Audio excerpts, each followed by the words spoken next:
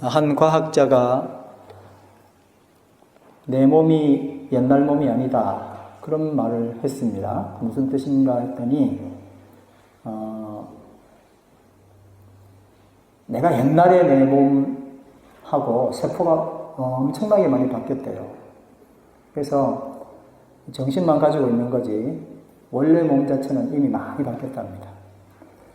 근데 우리가 교회에 이렇게 예배드리러 오고 공동체로 모이게 됐는데 어제 그 사람이 아닌 거예요. 오늘 하나님의 은혜를 힘입어 또 다른 한 사람이 되었습니다. 그래서 다 새로운 사람이에요. 과거의 나로 보지 마십시오.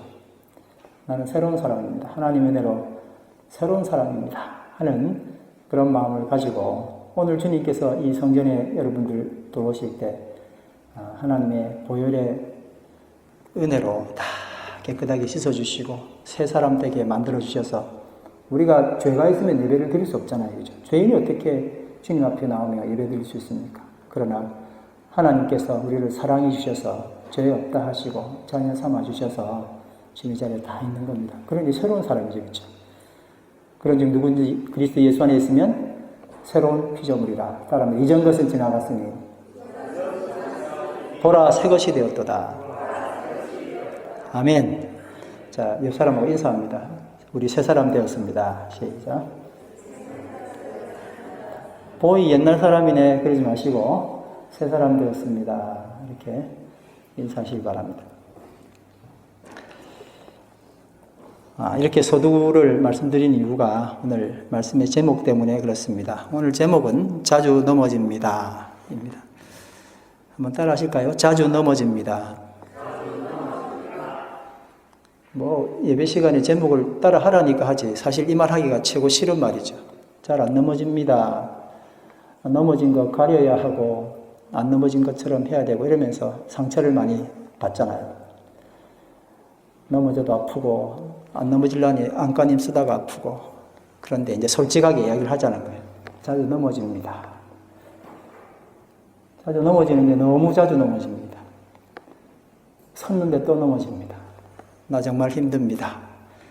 그게 사람의 원래 모습이었는데 하도 그렇게 하지 말라고 야단을 맞아가지고 그냥 뼈다가게 서 있으면서도 안 넘어지려고 서 있으면서도 안 넘어진다고 자꾸 몸부림치다가 결국 팍 쓰러지고 나면 일어나질 못하는 거예요. 그러니까 솔직하게 자주 넘어집니다. 그렇게 고백을 하는 겁니다. 세상에서 이런 말을 하면 그냥 루저입니다. 페일된 사람입니다. 실패한 자입니다. 취급을 안 합니다. 그러나 하나님 앞에서는 다 용서가 되고 위로가 되고 축복이 되는 그런 말씀이 됩니다. 자주 넘어집니다. 이야기해도 전혀 문제가 없습니다. 그러니까 솔직하게 자주 넘어진다고 이야기할 수 있는 공동체가 되어야 됩니다. 그 말 듣고 저 넘어지는 애 라고 이야기하지 않고 넘어졌으니 도와줘야지 할 수 있는 마음이 되어야 아름다운 공동체가 되는 것입니다. 우리는 미련하고 연약합니다. 그래서 자주 넘어집니다. 참으로 바르게 살고 싶고 바르게 믿고 싶은데 우리는 자꾸 넘어집니다.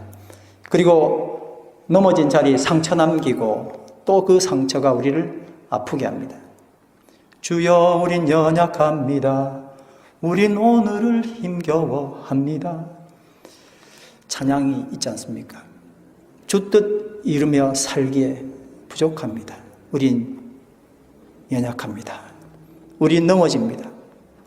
오늘 하루 또 실수합니다. 이게 우리의 모습이지요. 마태복음 17장 14절 15절 말씀해 보면 한 아버지가 고통스러운 마음으로 아들을 지켜보다가 주님을 찾아온 이야기가 있습니다. 같이 읽겠습니다. 한 사람이 예수께 다가와서 무릎을 꿇고 말하였다. 주님, 내 아들을 불쌍히 여기시옵소서. 간질병으로 몹시 고통받고 있습니다. 자주 불 속에 빠지기도 하고 물 속에 빠지기도 합니다. 얼마나 마음 아픈 이야기입니까? 자신이 그러면 몰라도 아들이 그러니 얼마나 힘들었겠어요. 물속에 빠지고 물속에 자빠지고 불속에 자빠지는 것, 그거 보기가 얼마나 힘들었겠습니까? 주님을 찾아왔습니다. 어떻게 좀 해주십시오. 오늘 바로 그 심정으로 우리가 주님 앞에 나왔습니다. 하나님, 우리 너무나 자주 넘어집니다. 넘어지는데 불속에 넘어지고 물속에 넘어져서 치명상을 입습니다. 하나님, 나를 좀 도와주십시오. 내가 넘어집니다. 그렇게 주님 앞에 나왔습니다. 우리는 의인이라는 단어를 들을 때에 여러분 가지고 있는 생각이 있으시죠? 의인. 사전의 의미대로 의롭고 착하고 고결한 인격자라고 생각합니다. 죄 없는 사람, 실수하지 않는 사람, 거의 하나님 수준의 사람이라는 선입견을 가지고 있습니다. 의인이라고 말했던 노아 이야기를 한번 볼까요? 창세기 6장 9절 말씀 다 같이 읽겠습니다. 시작. 노아는 의인이요 당대의 완전한 자라. 그는 하나님과 동행하였으며, 이렇게 기록되어 있습니다. 그런데 6장에서 의인이었다고 했던 노아가 9장에 가니까 술에 취했다는 기록을 보면서 우리는 당황하게 됩니다. 9장 21절 말씀 시작. 한 번은 노아가 포도주를 마시고 취하여 자기 장막 안에서 아무것도 덮지 않고 벌거벗은 채로 누워 있었다.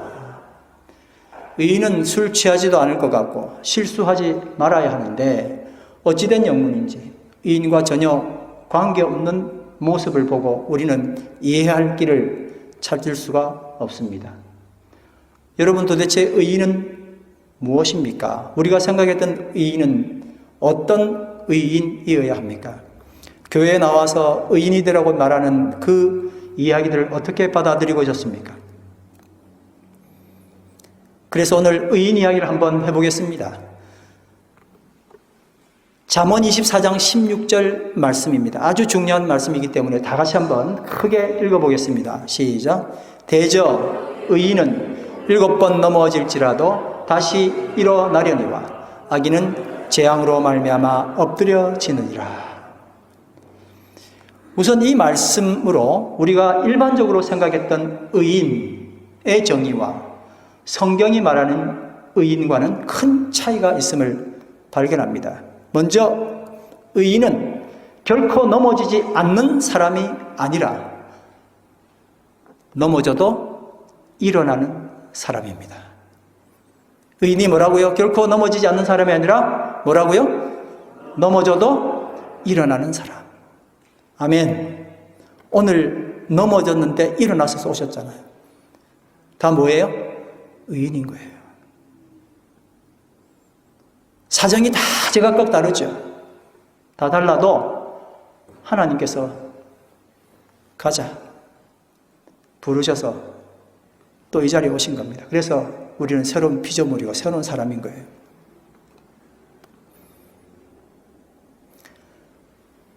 우리가 지금껏 들었던 이야기는 한 3번 정도는 넘어지는 거 봐줄게. 그 다음부터는 넘어지면 너 이제 절대 안 돼. 라는 이야기를 또 스스로 생각하고 듣기도 하잖아요. 3번 정도는 용서해 주니까. 그래서 그 다음부터는 안 넘어지려고 안건을 쓰잖아요. 그게 의인이 아니라 여러 번 넘어져도 7번 넘어져도 지금 말씀에 의하면 7번 넘어져도 또 어떻게 한다고요? 8번째 또 일어나면 그게 뭐라고요? 그게 의인이에요. 과정 가운데 있기 때문에 전혀 문제가 되지 않습니다. 이 말씀에서는 의인을 정확하게 의미를 전달하기 위해서 악인과 비교를 했습니다. 여러분, 의인과 악인은 뭐가 달라요? 우리가 생각했던 의인과 악인이 있잖아요. 그렇죠? 악인은 악을 많이 행한 사람, 그렇게 생각하겠죠. 근데 이 말씀에서 악인은 재앙으로 엎드려진 사람이 악인입니다. 다시 일어나지 못하는 사람이 악인입니다. 여러분, 일어나지 못해서 그것도 억울한데 악인이라고 취급받잖아요. 근데 그게 악인이에요. 지금껏 우리가 생각하는 의인의 기준은 세상적인 선과 악한 행위의 유무였습니다. 그런데 성경적인 의인과 성경적인 악인의 기준은 실패와 좌절에서 일어나느냐, 일어나지 못하느냐에 따라 달라진다는 겁니다. 우리 크리스천들은 그동안 넘어지지 않는 삶을 살기 위하여 노력해 왔습니다. 또 그렇게 해야죠. 계속 넘어지는 건 말이 안 되지 않습니까? 그래서 그런지 믿지 않는 사람들보다 넘어지는 것에 대해서 크게 그리고 작게 트라우마를 가지고 있습니다. 누구보다도 경건하게 살려고 했던 사람인데 넘어졌다는 이야기 들으면 굉장히 힘들어집니다. 그래서 이 넘어짐에 대한 부담이 다른 사람에 비해서 많이 크지요. 그래서 넘어지면 세상 다 끝난 것처럼 절망합니다. 그런데 여러분 솔직히 이야기하면 우리는 살면서 크고 작은 넘어짐을 계속해서 경험합니다. 언제든지 사실은 넘어지죠. 첫 번째는 인간의 연약함 때문에 넘어집니다. 노아나 아브라함이나 다윗도 인간적 연약함 때문에 넘어지지 않았습니까? 두 번째는 악인의 사탄의 계획적인 방해로 넘어집니다. 내가 생각했던 내 예상과는 전혀 관계없이 훅 하고 들어오는 이런 발을 건다든지 하는 것들은 우리가 예상을 못하기 때문에 그냥 넘어지는 거예요. 시편 37편 32절에 다 같이 읽습니다. 악인이 의인을 엿보아 살해할 기회를 찾으나, 또 34장 19절 말씀, 의인은 고난이 많으나 여호와께서 그의 모든 고난에서 건지시는도다. 56장 6절 말씀, 그들이 내 생명을 엿보던 것과 같이 또 모여 숨어 내 발자취를 지켜보나이다. 이렇게 악인이, 사탄이 우리를 넘어뜨리려고 작정하면 우리는 넘어져야 되는 거예요. 얼마나 억울합니까? 내 의도와 관계없이 넘어졌는데. 그리고 또 넘어지는 이유가 있다면 바로 원치 않는 불가항력적인 천재와 인재로 또 넘어질 수밖에 없습니다. 홍수가 나고 지진이 나고 혹은 사람들이 실수해서 건물이 무너질 때 우리와 예상치 못한 그런 넘어짐을 당하게 됩니다. 우리는 이런저런 이유로 계속 넘어집니다. 넘어져서 힘들고 또 넘어진 사실이 힘들고 안 넘어진 척 해야 되기 때문에 힘듭니다. 목사니까 집사니까 장로니까 회장이니까 그까짓 것 때문에 넘어졌냐며 주변의 시선에 힘들게 됩니다. 오늘 본문 말씀 다시 한번 더 읽어보겠습니다. 시편 37편 24절에서 26절 말씀 시작. 그는 넘어지나 아주 엎드려지지 아니함은 여호와께서 그의 손으로 붙드심이로다. 내가 어려서부터 늙기까지 의인이 버림을 당하거나 그의 자손이 걸식함을 보지 못하였도다. 그는 종일토록 은혜를 베풀고 구워주니 그의 자손이 복을 받는도다. 아멘. 시편 37편 전체를 보니까 의인은 악인은 이라고 계속 비교하는 말씀이 나옵니다. 그래서 그는 넘어지나 했을 때 그는 바로 의인을 말합니다. 이 말씀에서 의인이 넘어진다라는 말씀이 우리 주의를 끕니다. 의인이 뭐 한다고요? 넘어지더라는 거예요. 그래서 넘어지는 것은 실패가 아닙니다. 넘어졌는데 일어나지 못한 게 실패입니다. 사실상 우리가 넘어짐을 실패로 보는 이유가 있습니다. 넘어지면 다시 못 일어나니까요. 그렇게 해왔잖아요. 얼마나 힘들었습니까? 그리고 한번 넘어지면 일어날 수 없다는 그 이유 때문에 우리는 이미 일어나면 안 돼라는 생각에 빠져 있기도 합니다. 그런데 성경은 넘어짐이 곧 실패야. 세상은 그렇게 말하지만 성경은 이 공식을 무너뜨리고 맙니다. 그 이유가 뭘까요? 어떤 근거로 넘어짐이 실패라는 공식을 무력화시킬 수 있겠습니까? 그 해답이 바로 오늘 이 본문의 말씀입니다. 이 말씀을 현대인의 성경은 이렇게 번역했습니다. 그가 넘어져도 치명상을 입지 않을 것이니 여호와께서 손으로 그를 붙드심이로다. 한번 따라합니다. 여호와께서 손으로 그를 붙드심이라. 아멘. 이것이 바로 우리가 넘어져도 실패하지 않는 이유입니다. 여호와의 손이 우리를 붙들고 계시기 때문에 우리가 넘어져도 결코 그것이 실패가 아닌 것이 됩니다. 이제 우리는 하나님을 믿으면 넘어짐도 고난도 모두 면할 것이라는 수준 낮은 신앙 믿음에서 벗어나야 합니다. 이사야 43장 1절 2절 말씀 읽으면서 그 이유를 한번 살펴보겠습니다. 야곱아, 시작. 야곱아, 너를 창조하신 여호와께서 지금 말씀하시느니라. 이스라엘아, 너를 지으신 이가 말씀하시느니라. 너는 두려워하지 말라. 내가 너를 구속하였고 너를 지명하여 불렀나니 너는 내 것이라. 내가 물 가운데로 지날 때에 내가 너와 함께 할 것이라. 강을 건널 때에 물이 너를 침몰하지 못할 것이며 내가 불 가운데 지날 때도 타지도 아니할 것이요 불꽃이 너를 사르지도 못하리니. 우리가 옛날 같았으면 이 말씀을 우리 의도대로 읽었을 거예요. 하나님은 그의 백성들을 강으로도 물로도 불로도 가까이 가지 않도록 인도하셔. 옛날에 우리가 한국에서는 그렇게 듣기도 했었어요. 하나님 믿으면 하나님 그런데 가까이 가지도 않도록 다 만들어줘. 그렇게 이야기를 한단 말입니다. 근데 이 말씀을 보니까 어떻게 되어 있습니까? 우리가 어디로 가야 돼요? 물로 가는 거예요. 어디로 가야 돼요? 위험한 강으로 가야 돼요. 어디로 가야 돼요? 불로 가야 된단 말이에요. 갔는데 하나님의 손길이 우리를 지켜주신 거예요. 안 가는 게 아니라 가도 지켜주신다는 거예요. 여러분, 어떤 부모가 멋있는 부모인지 한번 맞춰보시기 바랍니다. 아이가 숙제를 들고 왔습니다.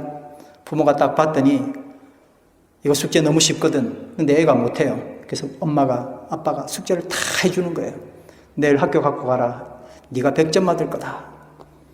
이게 1번 부모입니다. 2번 부모님은 참 시간이 많이 걸리죠. 애가 못 알아들으면 이야기도 해주고 그렇게 하면서 시간이 많이 걸리더라도 아이가 숙제하도록 도와줍니다.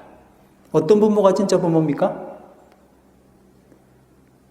1번입니까? 2번입니까? 1번이라고 생각하시는 분 아무도 안 계시네요. 2번 부모죠. 부모라면 어떻게 해야 되죠? 아이가 숙제하도록 도와주는 거예요. 숙제를 면하게 하고 부모가 숙제를 다 해주는 것, 이거는 모르겠어요. 어떤 부모가 그렇게 할지 모르겠습니다. 부모 중에 부모님이신 하나님은 절대 그렇게 하지 않으시죠. 우리를 불 가운데 보내시고 물 가운데 보내시지만 거기서 이겨나갈 수 있는 힘을 허락하시는 거예요. 물에서 넘어지기도 하고 불 가운데 빠지기도 하겠지만 그러나 결코 그곳에서 호적되도록 놔두지 아니하시고 건져내시고 이 문제를 극복할 수 있는 능력을 허락해 주시는 겁니다.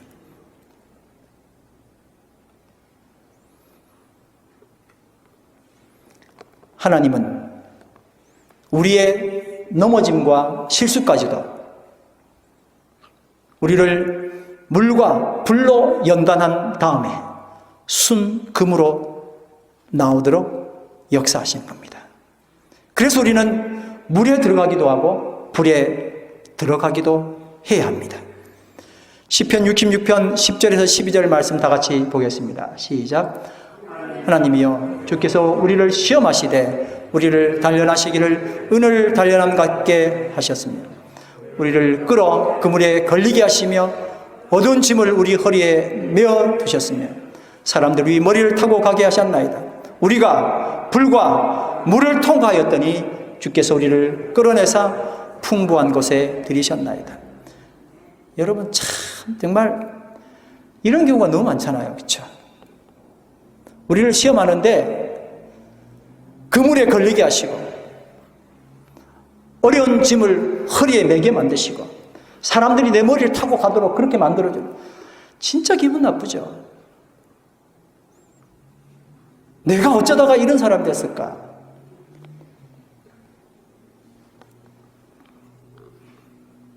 근데 이게 우리 인생이에요. 우리 인생은 장애물 경기하는 인생입니다. 무슨 인생이라고요? 장애물 경기. 장애물 경기는 어떻게 해야 되는 거예요? 장애물을 뛰어넘어야 되는 거예요. 근데 갑자기 슈퍼맘이 나타나가지고 장애물을 확 다 치워버리는 거예요. 그냥 뛰어라. 이거는 경기가 아니에요. 그걸 뛰어넘을 수 있도록 그렇게 만들어 놓은 게 장애물 경기잖아요. 뛰면서 정말 우리 몸의 여러 가지 것들을 더 활력 있게 그리고 더 좋은 기능으로 움직이도록 만들어주는 게 그게 목적이니까요. 근데 나는 바른 길로만 걸어가 하고 장애물을 다 치우는 그런 부모가 있다면 얼마나 답답하겠습니까? 하나님께서 우리에게 물과 불을 통과하도록 그렇게 만들어 주셨습니다. 그 곁에 가지 않는 것이 아니라 거기를 통과할 수 있는 은혜를 허락해 주시는 겁니다. 최근에 의도치 않게 실수를 했거나 갑작스러운 일 때문에 내 더러운 성질을 꺼내놓은 적이 있습니까? 내 과거의 실수로 지금까지 내 발목을 잡는 사람이 있습니까? 부끄럽고 창피한 일 때문에 쥐구멍이라도 찾고 싶은 경험이 있었습니까? 또 반대로요. 내 옆 사람이 그 일을 했기 때문에 내가 여전히 마음에 안 드는 경우가 있습니까? 아직도 그것 때문에 고통받고 있습니까? 그런데 이런 모든 실수가 세상으로 던져지게 되면 오점이며 실패로 귀결되지만 하나님 앞으로 던져지게 되면 결과가 달라집니다. 넘어져도 일어나는 것이 뭐라고요? 의인이에요. 한번 따라합시다. 넘어져도 일어나는 것이 의인이다. 아멘. 근데 여러분, 넘어지는 것은 우리 몫이에요. 우리 전공은 넘어지는 거예요. 여러분 다 걸어서 지금 교회 나오셨죠? 차 타고 나오셨으면 차 운전도 아마 그렇게 하셨을 건데 그런 이야기만 해보죠. 수백 번 넘어져서 지금 여러분 걸으시는 거예요. 아멘. 갑자기 애가 탁 나오더니 나 걸을 수 있어 하고 걸어봐야 얼마나 발달에도 도움도 되지 않고 천천히 자기 근육을 늘리면서 수없이 많은 뭐를 했던 거예요? 넘어짐을 반복했더니 지금 걷는 거 아니에요. 우리는 전공이 뭐라고요? 넘어지는 거예요. 일어나는 것은 누구 몫입니까? 하나님 몫이에요. 하나님이 손을 잡고 또 일으켜 세워주시는 겁니다. 우리를 세우실 분은 누굽니까? 하나님이십니다. 우리를 세워주시고 하나님께서 이렇게 말씀하십니다. 내가 세웠으니 이 아이는 의인이다. 사람이 볼 때는 아니라고 그래도 하나님이 의인이라고 이야기하시면 그는 의인이에요. 모든 판단 기준은 하나님께 있기 때문에 그렇습니다. 내가 이 아이를 세웠기 때문에 이 아이는 의인이다. 내가 결심하고 오늘 아침에 이렇게 결심했는데 하루가 지났더니 결심대로 된 게 하나도 없어. 아휴, 나는 도대체 왜 이럴까? 그리고 한탄해서 마시든지 어딜 가면 이게 실패자가 되는데 나는 왜 이럴까? 이러고 하나님 나 도대체 왜 이래요? 했을 때 하나님이 이렇게 세워주심으로 뭐가 되는 거예요? 의인이 되는 거예요.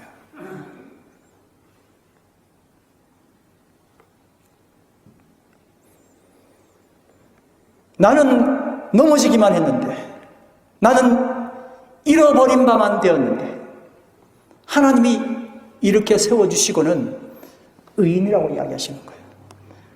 누가복음 15장 말씀하고 금액이 다 있습니다. 이른 양 비유 여러분 잘 아시죠? 목자가 99마리의 양은 들에 버려두고 그 정도로 한 마리를 사랑하는 거예요. 갑자기 한 마리를 잃어버렸더니 정신이 없어요. 뭐 정신이 있어야 되는 게 맞지만 그 정도로 사랑한다는 뜻이죠. 정신없이 그 99마리의 양을 들에 버려두고 한 마리 양을 찾으러 가는 거예요. 찾도록 찾았단 말이에요. 한번 찾아보고 이거 99마리 생각나서 빨리 돌아온 게 아니라 그 한 마리가 너무 불쌍하니까 얘를 찾으러 간 거예요. 끝까지 찾았어요. 찾고 난 다음에 뭐라고 말씀하십니까? 성경 말씀 같이 보겠습니다. 15장 7절 시작. 이와 같이 하늘에서는 회개할 필요가 없는 의로운 사람 99보다 죄인 하나가 회개하는 것을 더 기뻐한다. 도대체 이 양이 한 게 뭡니까? 이 양이 뭘 했어요? 아무것도 한 게 없어요. 그냥 잃어버린 바 됐어요. 근데 목자가 찾으러 가고 그를 찾아주더니 뭐라고 이야기했어요? 이게 회개라고. 전공은 그냥 잃어버린 바, 지 마음대로 가는 거예요. 마음대로 헤매는 게 양의 전공이라면 목자는 얘를 찾아와서 그를 목에다가 걸고 와서는 내가 잃어버린 양을 찾았다고 말씀하시더니 이걸 뭐라 그런다고요? 얘가 회개했다고 이야기하는 거예요.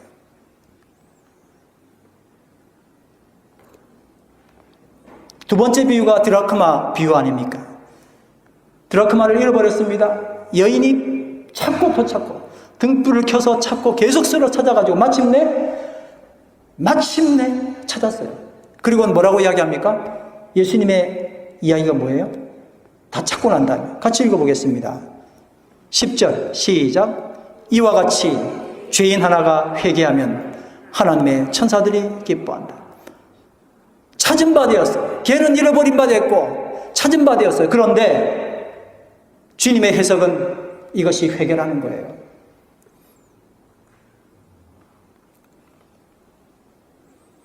우리 태도가 많이 이제 달라져야 합니다.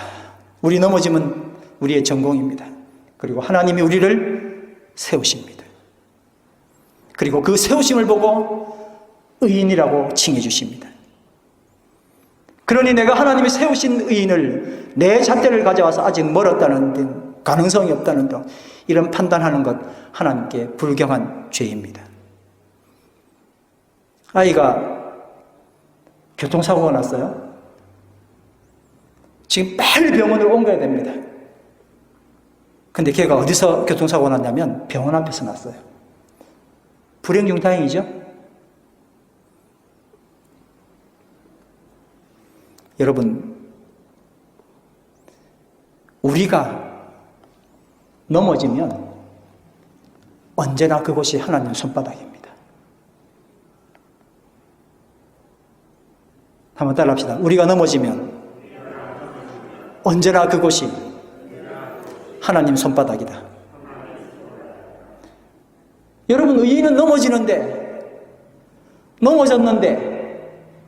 왜 의인이 됐다고요? 하나님의 손이 그를 이렇게 세우셨으니까요.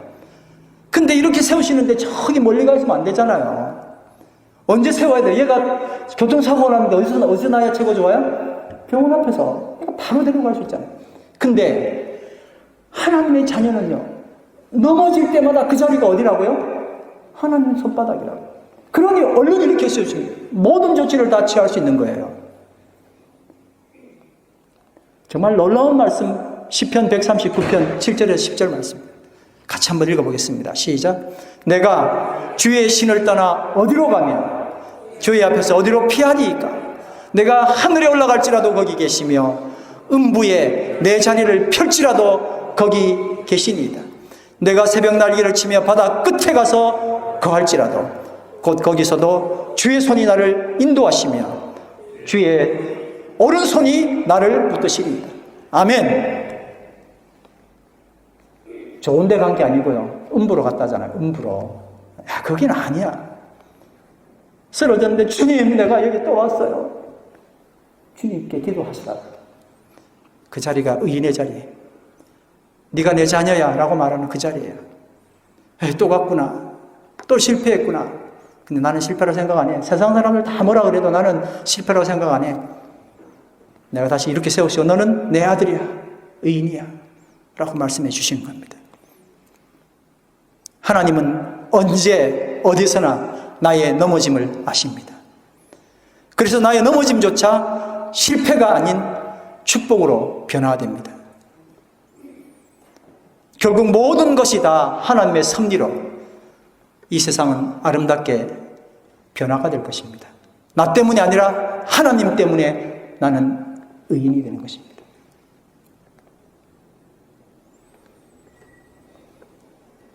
그런데 이런 은혜를 모르거나 잊고 내가 넘어질 때마다, 이런 은혜를 모르고 내가 넘어질 때마다 나만 빼놓고 모든 것들에게 원망을 늘어놓는 습관을 가진다면 너무 안타까운 일입니다. 할 거 없어요. 내 탓입니다. 주님, 내가 여기 또 왔습니다 하고 주님께 갈 때 그 자리는 축복의 자리가 되는 것입니다. 마태복음 17장 14절 15절에 나왔던 이 아버지, 아들이 간질병으로 자주 불 속에 빠지기도 하고 물 속에 빠지는 것은 죽음보다 더 큰 극형이었을 겁니다. 그런데 그가 주님을 찾아왔기 때문에 오히려 은혜의 물과 성령의 불에 빠지는 극락을 경험하게 되었습니다. 시편 43편 4절 5절 말씀입니다. 그런즉 다 같이 읽습니다. 내가 하나님의 단에 나아가 나의 극락의 하나님께 이르리이다. 하나님이여, 나의 하나님이여, 내가 수금으로 주를 찬양하리이다. 내 영혼아, 내가 어찌하여 낭망하며 어찌하여 내 속에서 불안하여 하는고. 너는 하나님을 바라라. 나는 내 얼굴을 도우시는 내 하나님을 오히려 찬송하리로다. 아멘. 우리는 자주 넘어집니다. 그러나 주님께 넘어질 때 우리는 의인입니다. 주님을 나를 일으켜 세우실 겁니다. 다 같이 일어나셔서 찬양합니다. 찬양하기 전에 우리 이번 주 암송 말씀 한번 읽습니다. 시작. 그는 넘어지나 아주 엎드려지지 아니함은 여호와께서 그의 손으로 붙드심이로다. 아멘.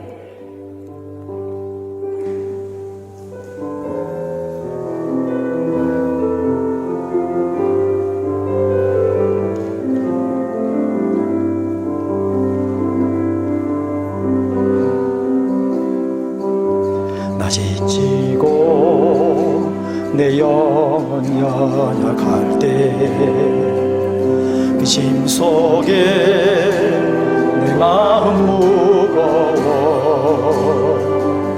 주 오셔서 함께 하실 때까지 나 잠잠히 주님을 기다려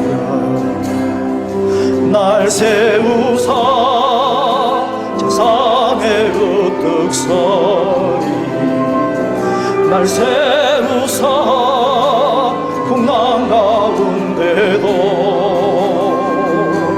함께 하심 나강하게 하네 날 세우사 모든 것 할 수 있네 열망 없는 그런 삶 없이 끊임없이 고통치는 가슴 주 오셔서 이로 날 깨우고 원한 삶 나에게 주시네 날 세우사 제산의 우뚝서리 날 세우사 풍랑 가운데도 함께하심 나 강하게 가네 날 세우사 모든 것 할 수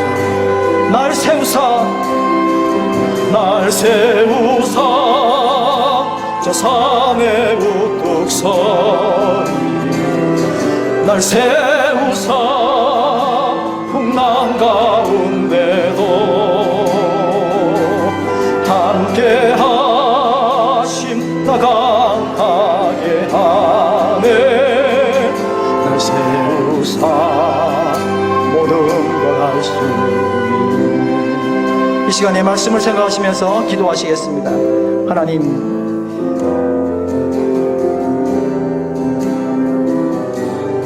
실패에 좌절하고 넘어짐에 고통당하고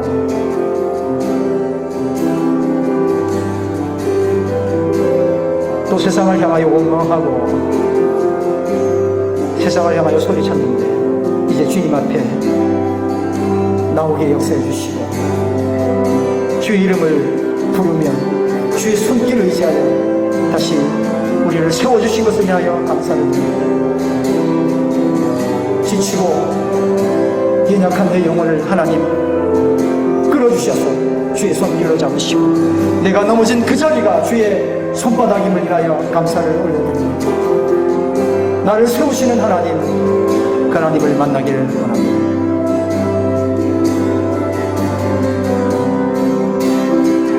날 세우사 저 산에 우뚝 서리 날 세우사 풍랑 가운데도 함께 하심 따라가게 하네 날 세우사 모든 것 할 수 아버지 하나님, 자녀가 아니라면 있을 수 없는 이 놀라운 축복을 인하여 감사합니다.